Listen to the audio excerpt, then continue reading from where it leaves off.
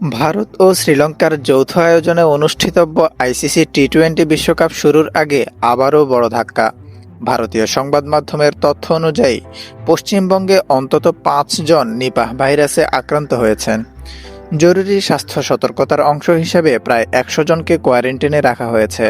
20 দলের এই বৈশ্বিক টুর্নামেন্ট শুরু হওয়ার মাত্র কয়েক সপ্তাহ আগে এই পরিস্থিতি তৈরি হলো। প্রতিবেদনে বলা হয়েছে, আক্রান্ত 5 জনের মধ্যে স্বাস্থ্যকর্মীরাও রয়েছেন। কলকাতার 2টি বেসরকারি হাসপাতালে কর্মরত 2 নার্সের অবস্থা আশঙ্কাজনক বলে জানা গেছে।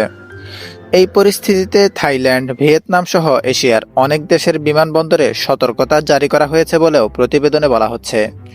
এদিকে বিশ্বকাপ সামনে রেখে যখন বিভিন্ন দেশের দল, কর্মকর্তা ও হাজারো সমর্থকের ভারতে আসার কথা, ঠিক তখনই এই প্রাণঘাতী ভাইরাসের প্রাদুর্ভাব নতুন করে স্বাস্থ্য ঝুঁকির প্রশ্ন তুলছে।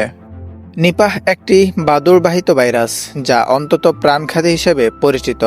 বিভিন্ন সময়ে এর সংক্রমণে মৃত্যুহার 75% পর্যন্ত পৌঁছেছে বলে আন্তর্জাতিক স্বাস্থ্য সংস্থাগুলোর তথ্য।